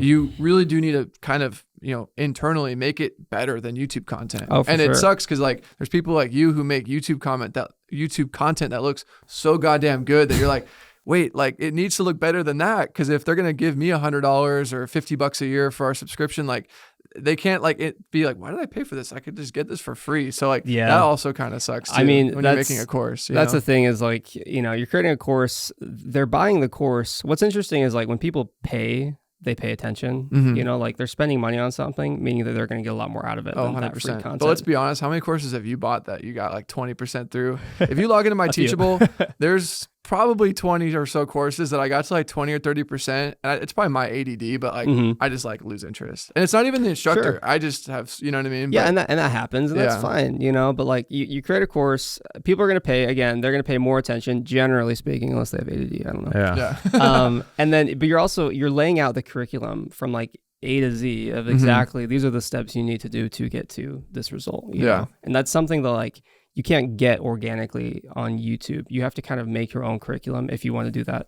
With free content. I mean, even like Teachable or was it the other one, Kajabi? Like it literally like shows you a percentage bar filling up as you go through them, and it's like that's cool. People get mad at us a full-time filmmaker because we kept adding videos, and there's people who are trying to get 100%, and they just could never get 100% because we kept adding stuff. So is it still being added to this day? Do you know? Like is that a little stuff here and there. Yeah, it's really been like slimmed down to just Parker really? For the most part. Yeah. Really? And did he want that like by design, or in a perfect world, he probably still want you there? Or was it mutual that when you say, hey, I'm going to go do this other thing, was he like, dude, I kind of need you? Or was it like he was actually going a different direction, so it worked out, you know? Yeah. I don't know. I think Parker's fun. I was actually just texting about him about this the other day, because he told me in a text, he's like, yeah, I'm an old dog. I'm getting burnt out. Like, I don't know what I'm going to do. But he's just doing little videos here and there, you know? Yeah. And so, I mean, granted, he's probably still making 6 figures a month comfortably, just on his own, doing his own thing, you know? Wow. And so, cool. But he's at that point where he's not really sure the direction it's going to go. I think at the peak of full-time filmmaker is when he had that team, you know, and there were multiple creators, but Parker's always been the center, you know, he's always been that main player. Yeah. And so I don't know. I have no idea what he intends on doing with it now. Yeah. I think he might he'll always like maintain it and make sure that people who have bought the course are like getting the content that they paid for. Yeah. But it wouldn't surprise me if it fizzled out. I just don't know. How many people have come up to you and be like, yo, I saw you in this YouTube ad? Dude, because you're in those, right? I mean, I feel like I'm still in YouTube ads for full-time filmmaker. Dude, I literally it's been 2 years. I recognize you from somewhere. I'm like, is it an ad on Instagram? He's like, oh, dude, you're that guy. Yeah, yeah, dude.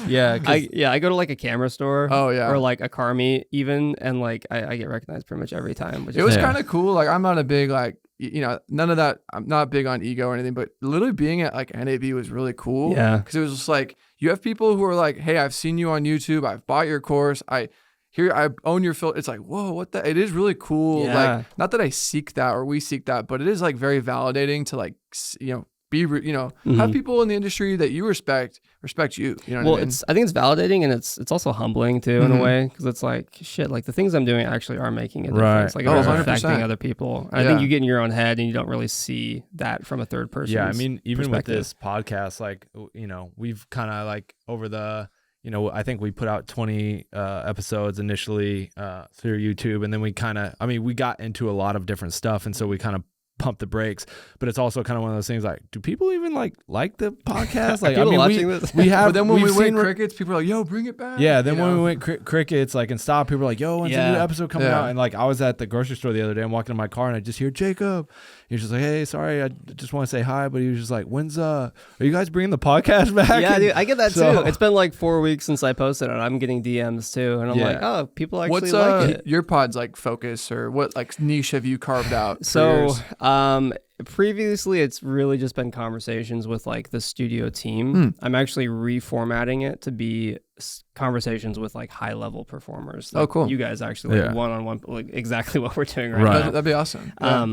And so I've lined up, like, this next month I have Sam Newton, the creamy turtleneck guy. Yeah. He's actually shot a lot of his like Peter McKinnon music videos at our warehouses. Oh, really? I literally will see like on PeerSpace, like Sam Newton, and he's in his turtleneck is like his thumbnail picture. I'm like, oh hey, and I'll see the video. And that's super funny. Yeah, he's cool. Got him. Got Parker Walbeck. I've been chatting with Sam Colder. Actually, I have a meeting with him on Monday, so that could be cool. And then there was one more. I just forgot who it was. Shit, I think I feel bad. No, that's cool. Oh, sorry, Short Stash, Garrett King. Oh yeah, you know that is. So like I'm kind of reformatting. That's the thing, is like I haven't really tapped into like these connections I have with people who are actually decently big on social, who could actually grow the podcast, or kind of bring people to my account. And so I just started reformatting it, and I think we're gonna actually put a lot more effort into it. I mean, podcasts are cool because like by design, there's like pretty high retention because people are gonna listen to the whole thing. Where YouTube, if you don't have the thumbnail or the hook, or, you know, you kind of lose people right off. But like, I think a podcast, especially if the people know the guest, you're kind of getting them like for a whole hour, which is really cool. Yeah, like if you're a fan of that person, like if like I'm just gonna say like Joe Rogan, if he has like someone on that I like or Mr. find Beast interesting, on for like 3 hours, then I want to know more about. And I literally listened to the whole thing. Yeah, you know what I mean. Yeah, so that's why, you know, guests are important, and that's something we never really did before, and we want to start doing more. And kind of why we built the pod studio out further and like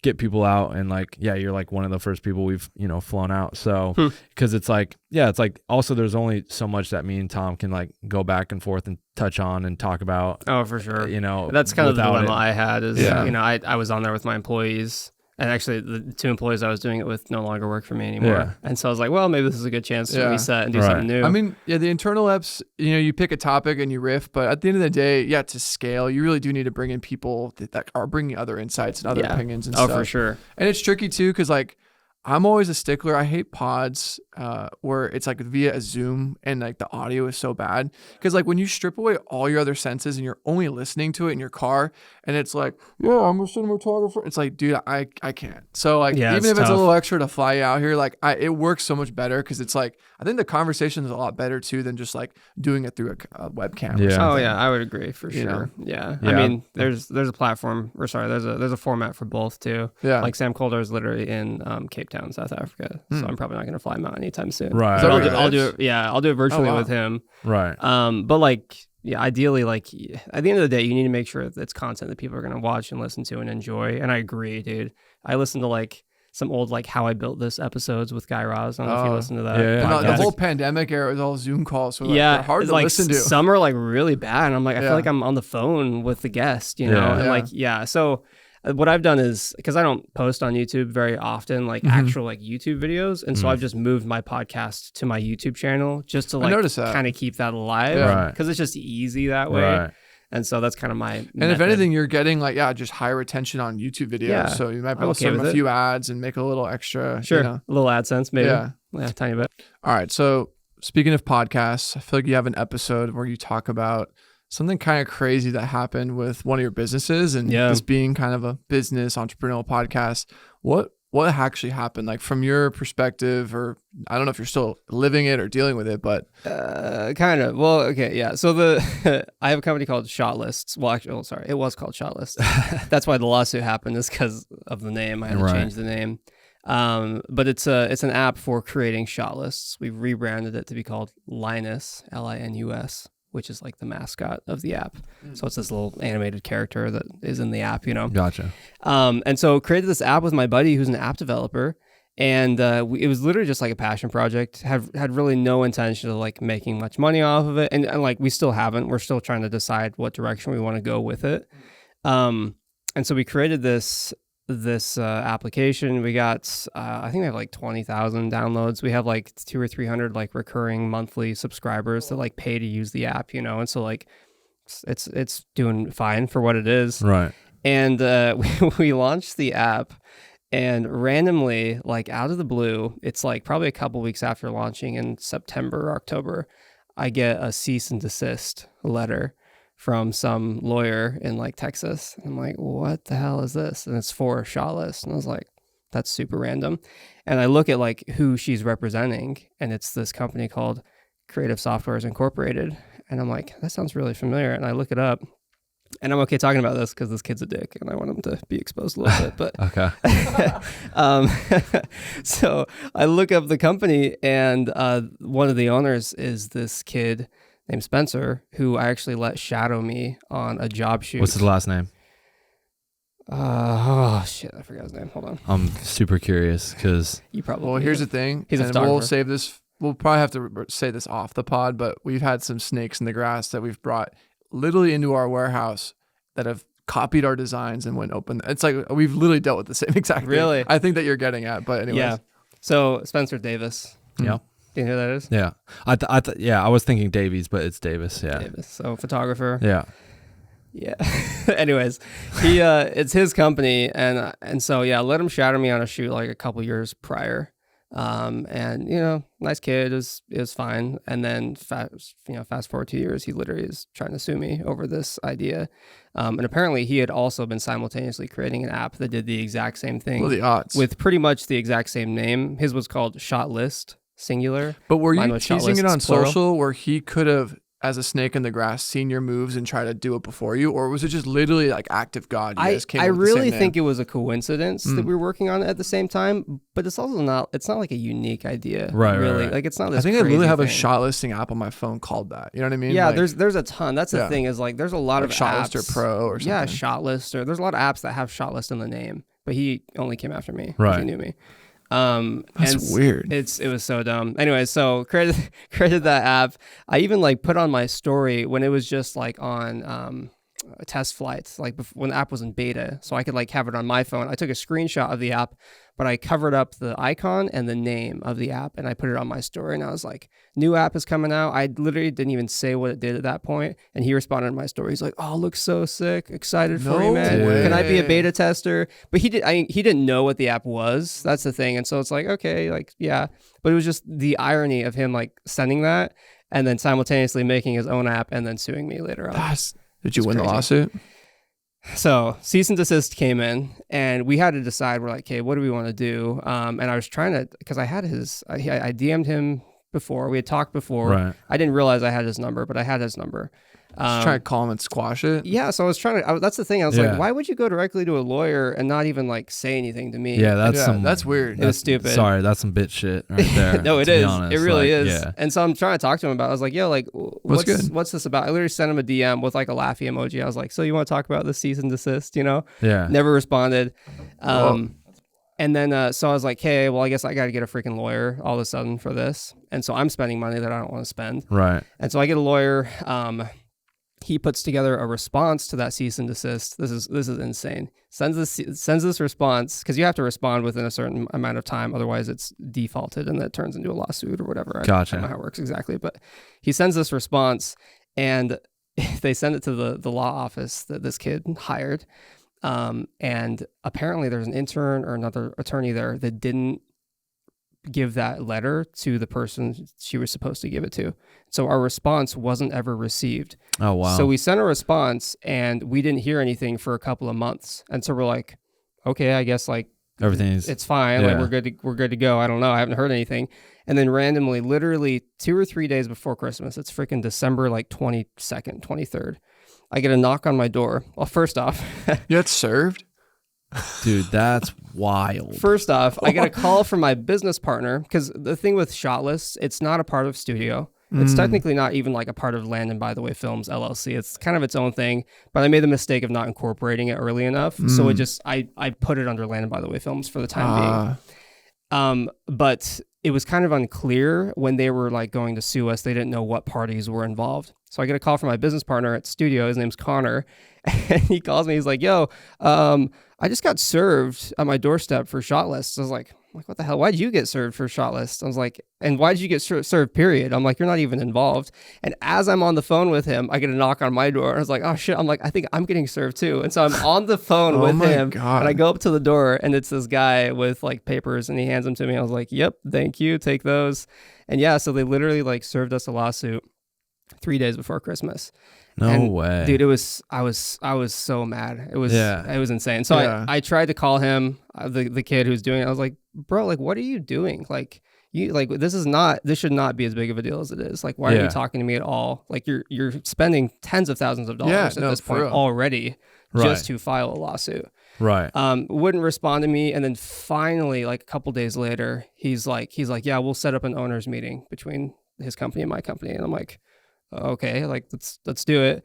I hop on this call, and I hop on the Zoom call. It's him and this lady who's apparently the majority owner of this company, but she was never listed on an LLC publicly. Like, I didn't even know she existed, but apparently she's the majority owner. I don't know. And I hop on, and it's very clear that like they expected me to hop on and like apologize and be like, oh, sorry guys, you know, like that was the whole thing. That's what they were expecting me to do. Right. But I hopped on just trying to understand where this was coming from, because I'm like, we haven't done anything. Their app is still in beta at this point. To this day, it's still in beta. Like, it hasn't even been publicly launched. Wow. And yours is publicly launched? Ours was launched in September. Yeah. So I hop on. They want me to apologize, and I'm like, no, I'm trying to figure out where this came from. Like, why haven't you guys talked to me? Like, why are you actually suing me? What are you trying to get out of this? Because the names are similar. They're not exactly the same. What happened is they filed for a trademark for the name Shot List. The thing with trademarks, though, is that you can't actually file. Like, if you started a bicycle company, you can't trademark bicycle. Right. Because like it's descriptive of what the company does. Right. And so they were trying to trademark Shot List, which is descriptive of what the app does. Right. And so we kind of had that argument going for us. And So they were suing us even though that their trademark had not been approved. Oh my God. It takes like 8 months on average to get approved or denied for a trademark. Right. Yeah. So, but they were like jumping the gun, like, yeah, we're going to sue them. Like, we don't even care. Right. So I was trying to figure out, I'm like, guys, why are you doing this already? I'm like, if you get your trademark approved, 100%, we're going to back down, whatever. Like it's okay. But at the same time, I'm almost positive we had first use of the name Shotless too, because we have code that dates back like 2 or 3 years now. Yeah. And so dude, you're going to win. Yeah. That's the thing. That's what's so frustrating. Like, long story short, like there was a lot of factors going into it. I see their side. They have a couple things going for them, but for the majority of it, like we have more leverage. And if we wanted to spend tens of thousands of dollars on legal fees, we would probably win. But we just didn't want to do that. Right. And that was kind of that was a super tough decision to make. It's like, hey, I got to either just cough up a ton of money on this for an app that I don't really have an intention of. Sounds like a side project. Yeah, it was a passion project. And I'm like, I don't really know what I want to do with this. So like, I don't want to spend more money on legal fees than what the app has generated in revenue. So I just had to swallow my pride and be like, you know what? This is like a common thing that I honestly, I remember learning about this like in like film school or whatever. Like this is literally what happened to like, I think Thomas Edison. He filed for all these patents for, this and that, was suing everybody and literally stopped innovating because he was so busy he was acting in fear that all these other companies just worked around his patent. Like I think Nikola Tesla, like other people in that same era, and like literally innovated past him. You know what I mean? So it's like you could either act in fear or just continue doing what you're good at. It's like, that's what's so funny. It sounds like this party is just literally so scared of you versus like being confident in their own IP. That's the thing. Like one of the things we made like not a mistake on early on, but we like we designed something and we spent all this like legal fees on getting a patent and we just have people copy it. And it's just like, we could spend all this time and money chasing them down. Let's just keep innovating and let people keep being one step behind us and copying what we do. It's like, it sucks. They're copying us. They're making the same product, but like literally you could go, I believe I saw it at Target, like a knockoff AirPod in Target in the United States that literally looks like an AirPod. It's just called like AirPods with a Z. Yeah. So you're telling me Apple, the biggest company in the world, they can't even stop it. What makes two filmmakers who didn't go to business school have the ability to stop knockoffs? And if anything, a knockoff just shows that you have a good idea. Yeah, a product that people want to replicate. Like we were walking around NAB and there's literally Prism Lens Effect knockoffs at all these booths.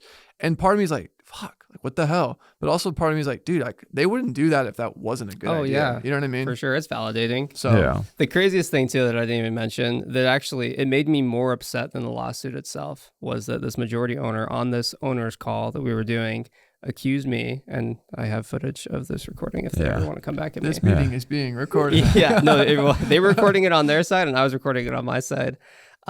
She accused me of stealing the idea from this kid himself. She's like, we have text message proof that you stole this idea. And I was like, bullshit. What the hell are you talking about? I'm like, I haven't talked to this kid in 2 years except over DM, him replying to my story here and there, Yeah, fire emoji. So she accused me of that, which was like, it's so frustrating to be accused of something that you didn't do and just have to hold your tongue. You don't have to tell me. Like, it sucks so bad. And so that hurt more than anything. And so the whole month of like December into January, dude, right before Christmas, so stressful. Like you were probably just crap, deflated, bro. Yeah, dude, I was not enjoying I know it life. sucks because now that's pulling you away from the things like your businesses and stuff that you want to be giving your energy and excitement so much energy. with like dread. You know what I mean? Yeah, it's scary, dude. I have 2 kids, a wife, mortgage. It's the last thing I need to be worrying about is someone accusing me of something I didn't do. And I think also more importantly, it sounds like you were able to circumvent it, but that is the super important thing about separating your LLCs. Yeah. Like each of our locations is its own LLC for the most part. Some of them are like conglomerates, but if someone falls off a ladder and breaks their neck, that way they can't just literally sue all of them. It stops there. You know what I mean? 100%. Because initially we were kind of thinking of doing like Prism and Tropic, like everything under one conglomerate. But if one bad thing happens, they could take the whole That's the thing. It's like it'll protect you. It kind of sucks come tax season. Yeah. Because you have all like the a million filings. Yeah, like that blows. But like, if you want to protect yourself, it's good. Yeah. So we settled, by the way. Gotcha. That was the thing. It's like we could either fight it and again spend tens of thousands of dollars and honestly probably win. But it would be very likely that we don't get reimbursed for like spending all that money on legal fees. Has he or they like tried to come out and publicly like shame you or bash you and say any of that? They just did it quietly. They did it because that starts to hurt your integrity and brand. Yeah, and that would be crap if like you go to Google. They know they're wrong. You know, like so they're not going to publicly say it. That's the thing. We have people that have done us wrong and still come out and publicly like will say bad things. There's one person, I think I know what you're getting at. If you go on YouTube and type in prison lens effects. No, it's not even that person, but that is another one. And one person who just had I don't even know how to describe it. She bought a filter. I mean, you'd probably be better served. We'll leave her. She just wasn't happy with the customer experience because long story short, UPS like lost her filter. She wanted us to track it down. It's like, hey, once it leaves us, you have to file a claim with UPS. Like, and then she's like, no, that's bullshit. And basically put it all on us, tried to blame us, then went online. A giant attack campaign against us. So that's one thing, but that's not even like, that's just one thing. So it's like one of the top things you type in prison lens effects. Was her name Karen or? Yeah. It's like, these are the things you deal with as a business is like having to also deal with like protecting the facade that you want to present to clients and stuff is like people will, even if you're doing something that you believe is helping the community, people will find a reason to attack you. Yeah, it sucks, but like that's business, you know. I think speaking to that Spencer Davis thing, like because we have a similar instance. I've brought people within our inner circle into our warehouses or on trips or on these team things. I brought them on set and they've gone and kind of like then took notes or whatever and have emulated and copied what we've done. And then like I said, some of those people still even will try and publicly like bash me or say negative things. You have to be really careful if you're trying to like start something new and fresh, like keep the at first like keep the people around you like I don't know, cards close to the vest, because I've seen it time and time again with numerous people that we've brought in. And I'm like, like you were at our original warehouse. We brought you on this trip. And now you're doing the same exact, like everything you do is what we've done or do. Have the gall to be like, you stole my idea. It's like, wait a sec. Let's check the timestamp. My Squarespace opened in 2018. Let's check the timestamp. Let's also go back to the podcast. You had us on because you begged us to do this interview, and now it's the only podcast interview that is not available online is the one with me, because what was said on there is like, how do you do what you do? Everything you've done, like just stand. I know what you're talking about. I remember that whole thing. Actually, that was like 2 years ago now. Bro, right? It's wild. Yeah. It's just wild because it's like, dude, it's like, and so you can't listen to that podcast interview. There's one other YouTube video was taken down, like hiding the receipts, hiding the receipts. So it's like, but yet still it's just so weird. I don't understand it, but there's always going to be people out there like that. And it's like, you just got to be careful, man. There's a lot of pride out there, and that's the thing is like, I don't know. I'm not a controversial person at all. That's not how I've like, developed my image. And I think it's stupid. And so I don't publicly shame it, but at this point it's like, well, like you kind of address it. I'm going to address it now. I'm going to talk about it. And like, if you're a not great person and you're going to do stuff like that, then I'm not going to feel bad when I talk publicly about it on like a podcast like this. So I don't know.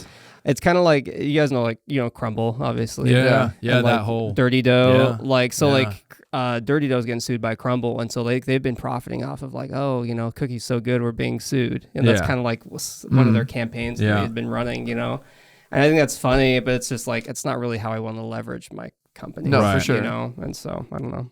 But anyways, we settled, and we had to change our name, which was stupid because it's like shot listing. Well, we changed it to Linus now. And what sucked is that we got shotlists.io. We got all the handles. I'd hold on to those domains. Here, hold on. We got all the handles for Instagram, Twitter, and TikTok for just shot lists. They were not taken. Shot lists. Bam, done. We had them. But when we settled, for whatever reason, we went back and forth. It was like, because I didn't want to give them up. I'm like, I'm not giving these guys that stuff. Right. But it was what it turned into. Either I give them those handles after a certain period of time and that domain, or again, I spend thousands and thousands of dollars and get sued, or potentially, Maybe someone trying to sue you for a studio. It's like, it's like, wait, what? Like, that's literally just, everything could be a studio. You know what I mean? I mean, studio with two eyes. We're getting the trademark done now, and I think we have first use before any other thing I've ever seen. I will say, that is probably one of the most exciting and most victorious feelings is when A, your domain's available, B, the Instagram handle's available. Like, it sucks when you like have this idea that's just festering and it's like almost putting like boots on the ground. You type it in and if the domain's taken, you're like, how much is it going to cost to buy this domain? Yeah, I did that with Studio, and studio.net was available. And then I figured out, I actually went to studio.com. It was parked by some domain service and some guy owned it in like Canada. And so, I reached out to him. I was like, how much do you want for studio.com? And we coordinated, and I think it was like $3,000, which honestly is not bad for what it is. Yeah. It's a super clean domain, you know. But it was a lot more than like the $20 GoDaddy domain.com special. You know what's funny too? I don't know how accurate it is, but GoDaddy will kind of like tell you how much it's worth after a while. Yeah. And like we bought like Learn Cinematography for our lighting course. Bought it for I think like $300. That's not bad. And literally like it's estimated to be valued at like almost $5,000 because it's just such like a SEO name. Yeah. Like, for sure. And I think also GoDaddy probably has like analytics how many times people type that in, so it's like, oh wow, like it's funny to like these ideas or these words that you put together and buy, like just even the words can grow in value in terms of, you know? I mean, the .com boom, like there's people that would just buy domains as investments, you know. That is kind of crazy, and just resell them later. Yeah.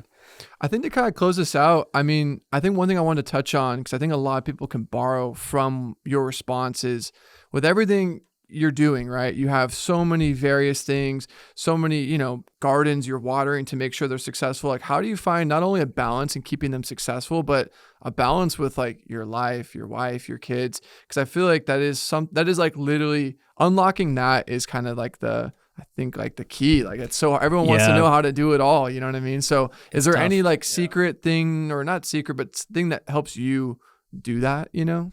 Yeah. I mean, I got married pretty young, to be honest. I think I was 23 when I got married. And so I never really experienced like that young bachelor life doing my own thing and like, you know, working late hours. Like I did for a little bit, but pretty quickly, like I made that step to marriage, being committed to somebody. And then literally a year later, I had a child. I had a son, you know, and now I have 2 kids. And so I feel like, I don't know what it is. I feel like when you commit yourself to somebody like that and you're making these big steps to kind of progress in life, and granted, like take your own path, do whatever you want to do. But for me, that's just what I wanted to do, was get married and have kids, get a house, whatever. I feel like when you do that, doors tend to open up for you when you're making those big commitments and you're making those big moves in your life. Like things just tend to happen, you know? And so I did that early on. I was seeing kind of that ripple effect of opportunities, doors being opened up to me. And then suddenly I found myself in this situation where I'm like, well, damn, like I'm not like my peak, where like I love working, I have a lot of energy, but I'm committed to my wife and my 2 kids at the end of the day. And it's like, how do I allocate the right amount of time to everything? If I don't allocate enough time to my business, it's going to suffer. Right. If I'm not allocating enough time to my relationships, those are going to suffer. Right. You know, and so what I've done is like probably the biggest, like if I could put one word on it, it would just be like discipline. You know, like just sticking or figuring out an agenda and the plans, your to-dos, everything you want to do, and just sticking to it and making it a goal to get all of those things done every day. What do you say to the guys like, oh, but I got to pull this all-nighter. I mean, I guess those probably do happen every now and then. Well, it's like you got to pull an all-nighter, but like when do you sleep? You know, like you got to sleep at some point. So like might as well sleep. I also think like is. Hustle culture is like just, I think it's I'm toxic glad that's sometimes. actually in the rearview mirror, because there was a period of time, especially like early social media, where people would be braggadocious like, look at what I'm doing. Like, what's that line from Spring Breakers? Look at all my shit. Like, look, you know, and it's like, that's all good and great, but when they're not rolling, they're probably pretty miserable. You know what I mean? Yeah, so dude. I feel like I'm glad we can all agree that like, even working in the film industry, you'd have these people like day 8 out of 63. And you're like, oh damn, like, wow, they're doing such big things. Look, he's on this 63-day movie. And like the optics of it are like, oh wow, like that's kind of bragging that you're doing these crazy, but I know that person's probably burnt out, not seeing their family. Oh, for sure. Probably not really getting paid with their work, you know? So like, it's all about how you frame it essentially. I totally agree. I think, and you know, I've had some realizations lately too, like the fact that like life is meant to be enjoyed, you know, like it's hustling is great, and having side hustles and stuff you're doing and working hard is amazing. And that's a great thing. But at the end of the day, if you're not having a good time, you're wasting like these prime years of your life just killing yourself, and you're going to be burnt out pretty quickly. You know, and so I've tried to adapt as best I could. And so what I do is, and it's actually just in like the last couple of weeks, is I've kind of shifted my schedule. Generally speaking, I've always been up at like 6-7 a.m., kind of starting work earlier than most people, a couple hours earlier, so that I can like because I have a ton of shit to do every day. So I can get done ideally by 5. And then at 5 is my hard cutoff. And I'm like, out of work mode. Like, don't text me, don't Slack me. Like, I'm out of work mode. Hit me up in the morning 100%. Yeah. But like, I want to be with my family. I want to be with my kids. Yeah. Right Something now. that's been super helpful is like keeping your weekends like sacred, you know? I think that's just like literally like putting your V-mount battery on the dual charger. It needs time to like get back to full battery, you know what I mean? And I feel like especially if you're a freelancer and your Mondays blur into Fridays, blur into Saturdays, Sundays. And I know, thank you for coming out on a Saturday, but I was just going to say, I'm like, we are here on a Saturday. Yeah. But sometimes it just happens. Sometimes it's how it shakes out. But like, I can't tell you how many times coming up, like, you know, a lot of music videos we did, like, oh, hey, like, you know, it's just like, I think when you can kind of value your Saturdays and Sundays, it really gives you not only something to look forward to in the week when you're just in full tilt, full grind, like, dude, Saturday's gonna be awesome. I'm gonna sleep in, go get brunch with my girl. Like, it gives you something like look forward to. But if you're just not, if you also work on the weekends, it kind of all just runs together. It meshes together. You don't know when your work hours are done, when they begin, you know? And I did that, especially a full-time filmmaker. Like, I was not great at managing my time, even as a freelancer before full-time filmmaker. And, you know, I would work pretty early in the morning and then work into the evening, still be like, that's the thing, is like not being present with the people you love, your family, whatever. It can be so harmful on those relationships, you know? And I found myself at the end of the day on the couch, like watching The Office with my wife, but I'm still on my laptop, like scripting and doing all these different things, you know? And like, in theory, that's not a bad thing, but like, it's so much better to just get that done during the day, during this allocated time that you have to work. Then you attack it even harder, I feel like. Oh, for sure. That's the thing, is like, people are like, yeah, there's never enough time in the day. I'm like, no, like, there's always enough time in the day. You're probably just not as effective as you could be in getting those tasks as of done. now, I think a couple of days ago, Casey Neistat put out a pretty good video on procrastination. And I think that's a lot of our issue, is if you feel like you don't have enough time in the day, it's probably because you're literally just not utilizing your time efficiently. There's a quote, actually. It says, work expands, how does it go? Work expands for the time that you've allotted for completion, basically. So like, however much time you give yourself to do a project, that's how much time it's going to take.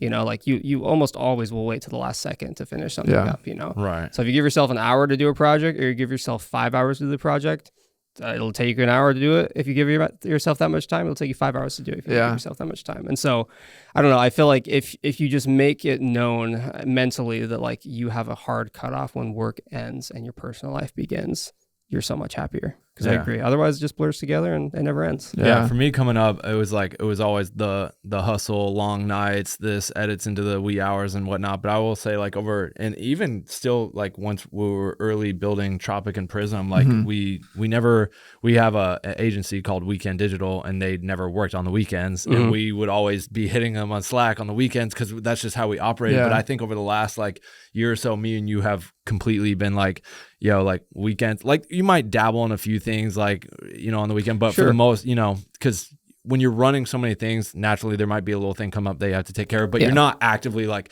cool, I'm sitting down to go to work today. 100%. You know what I mean? Pro tip, do not disturb mode is God. Oh, 100%, dude. Like, I have mine just auto turn on, I think at 8 p.m. I probably could roll that sooner, but on Saturdays, Sundays, there's even times where like, bro, I'm trying to call you. I'm like, oh shit, you are. Like, it's so nice not hearing like the little Slack message going ding. Oh, 100%. I'm just like, because like, it's almost like your morning alarm. Like, you hear like, oh shit, what I gotta do? You know what I mean? Like, not even hearing that is like so nice. Yeah. And I've tried to set that expectation with my employees and, you know, my business partners as well. It's like, like, work ends at this time. What I've started doing, especially with Slack too, is like, I'll schedule send stuff. So like, if I have something, like if I want to talk to my ops guy, his name's Hunter, he does like all the integrations and automations and stuff. If I have something I want to ask him, I'll type out the text and then I can actually schedule send. Like if it's like 11 p.m. and I'm just was he on like a different time zone? No, he's local, but I'm like, I just don't want to bug him after hours. So I'll schedule it to send at 8 a.m. tomorrow morning, you know? Cool. And then like, I get that done. It's like checked off mentally for me. I don't have to think about it. And then he gets it when he's like in work mode again. And it's not bugging him after hours. That's cool. I actually didn't even know it was a feature. Cause I'm sometimes in Slack being like, hey, when you're back in the office, like, you do this and that. And they're probably like, fuck. I had an idea today and I was about to ping Rich just in the Slack about my idea. Buyer, and I was like, oh, wait, it's Saturday. I'll wait. But had I known, I didn't know you could schedule. Well, that's the thing, is like, you want to send that information off so that you can just get it out of your head. But if you do it that way, then like, it's the best of both worlds. You're not bugging them on the weekend and it's you get it done. Cool. Yeah. One last thing, and I'll let you go. Has there been one thing that's been like just unlocked the success you've had? Is it a book you've read, a mindset that you've had? Is there something that you have done where it's like this one thing has made such a big difference? And maybe it was a little bit of what we were just talking about, but I wasn't sure if there was something else. Yeah, I'll go back a little bit on what I said is with discipline, honestly. I think laying out a schedule and just being very being very disciplined on how you're going to approach that schedule. And because it's really easy to have the alarm go off at 6, 7 a.m. and be like, it's fine, I'll sleep in another hour. But at the end of the day, like that really does affect your work performance. It affects the longevity of what you're creating, And so if you've already decided like, no, when the alarm goes off, I'm getting up, I'm working, I'm doing this, and you have that discipline, that's the thing is like a lot of people talk about motivation. They're like, how do you stay motivated? And it's like, well, like, different things will make you motivated at different times, but at the end of the day, it's discipline and just doing what needs to be done that keeps the ball moving forward. And so that's probably been the number one thing is just committing to, at the end of every day, before I go to bed, I write down in my to-do list all the things that I need to do, ideally like in order the next day. It's usually like 5 to 10 different things. And I make it a goal at the end of every day to cross everything off that list. Yeah. I'm an analog. I got a little notepad I got from Amazon because like I probably spent $100 plus on to-do list apps that I never open. Yeah, same. But like literally when it's on like a really like a legal pad in front of me, it's like staring at you. Dude. Also like just the felt pen scratching it. I was like, man, fuck yeah, I conquered that. Dude, analog is it's amazing, man. That's the thing. It's like there's not an app that can give you that. Yeah. And so writing it down is just so much more satisfying. There's like accountability when it's on your desk. Like you're doing your thing, you look down like, oh, I still need to call so-and-so or do, Yeah. So I mean, for me, honestly, that's been the number one thing. There's obviously a lot you could dive into, but for sure on the day-to-day side of things, that has helped me more than anything else. Well, thank you for coming out. I don't know if you have anything to add. I mean, I feel like we kind of covered everything I wanted to talk about. So we talked about a lot of things. Yeah, it was great. Yeah, thank you so much for coming out. Yeah, I think it was super insightful. And it's, I think we're all, very similar, and it's cool to hear, your perspective on all that stuff as well. Cause, sometimes like, it's like we ourselves, like no other filmmakers, but they don't do all the stuff that we also do. Sure. And so like, sometimes like hearing someone else that does something similar, it's like, oh, I feel seen, what I mean? So 100%. Yeah, no, I think it was really good. Yeah, it's been fun. Thanks for having me. Cool. Thank you, man.